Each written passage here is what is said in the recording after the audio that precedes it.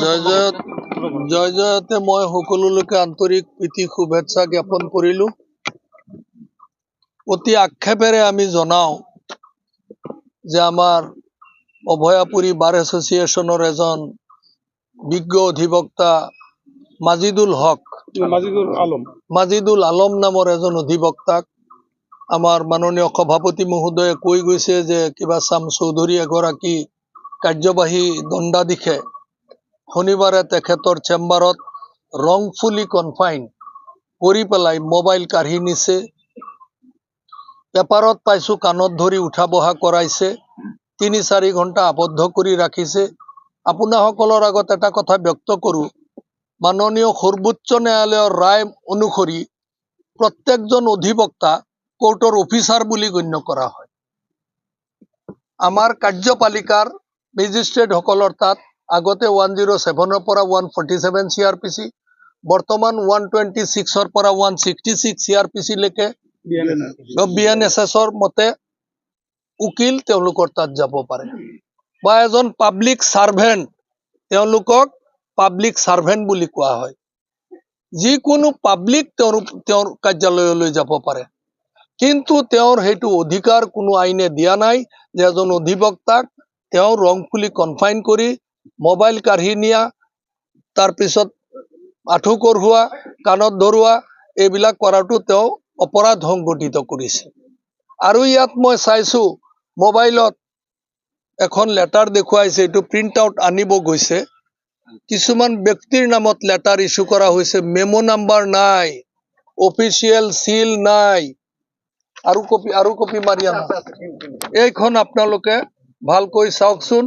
এজন কাৰ্যবাহী দণ্ডাধীশে যদি এনেকুৱা এখন ফেক লেটাৰ মানুহৰ নামত ইছ্যু কৰি অফিচলৈ মাতি আনে, ইয়াৰ দ্বাৰা কি বুজায়? বিজ্ঞসকলে বুজি পাব। আপোনালোক গণতন্ত্ৰৰ চতুৰ্থ স্তম্ভ, আপোনালোকক বুজোৱাৰ দৃশ্যতা মোৰ নাই, আপোনালোকে নিজে বুজি লওক ইয়াৰ দ্বাৰা কি সূচায়। ইয়াৰ দ্বাৰা এটা কথা প্ৰতীয়মান হয় যে এখেতৰ শিক্ষাগত অৰ্হতা আৰু APSCৰ যিটো যোগ্যতা, এই যোগ্যতা তেওঁৰ নাই। ২ নম্বৰী বক্ৰ পথেৰে এই চাকৰিটো পাইছে। যোগ্যতাৰ ভিত্তিত, অৰ্হতাৰ ভিত্তিত চাকৰিটো পালে তেওঁ এনেকুৱা লেটাৰ, ফেক লেটাৰ পাব্লিকলৈ ইছ্যু কৰিব নোৱাৰে। তেওঁৰ যোগ্যতা, তেওঁৰ অৰ্হতাৰ ওপৰত এটা তদন্ত অভয়াপুৰী বাৰ এছ'চিয়েশ্যনে দাবী কৰে। আৰু তেখেতসকলে আজি এটা সিদ্ধান্ত লৈছে, কালিলৈ কোলা বেজ পৰিধান কৰি তেওঁলোকে ন্যায়পালিকাত তেওঁলোকে কেছবিলাক চলাব। এইটো আমাৰ বেদনা। লয়াৰ্ছ ফ্ৰেটাৰ্নিটিৰ এজন সদস্যক কৰা মানে সদৌ অসম উকিল সন্থা, উত্তৰ পূব বাৰ কাউন্সিল, গোটেই ইণ্ডিয়াৰ উকিল ফ্ৰেটাৰ্নিটি, আমি এইটো প্ৰত্যেকেই নিজকে এজন মাজিদুল আলম বুলি আমি নিজকে গণ্য কৰিম। এইটো মাজিদুল আলমৰ লগত কৰা নাই, প্ৰত্যেকজন উকিলৰ লগত কৰিছে, লয়াৰ্ছ ফ্ৰেটাৰ্নিটিৰ লগত কৰিছে। আপোনালোকে ইতিমধ্যে জানিছে যে মাজতে 37জন ACS অফিচাৰৰ কনভিকশ্যন হৈছে স্পেচিয়েল জাজ কোৰ্ট গুৱাহাটী, আৰু প্ৰায় 100জন ACS অফিচাৰৰ ওপৰত কেছ চলি আছে। এওঁতো এগৰাকী ACS অফিচাৰ। যোগ্যতাৰ ভিত্তিত হলে এনেকুৱা ফেক লেটাৰ ইছ্যু কৰিব পাৰে নেকি? ইয়াৰ এটা উচিত তদন্ত, ক্ষীপ্ৰ তদন্ত তেওঁৰ ওপৰত হ'ব লাগে।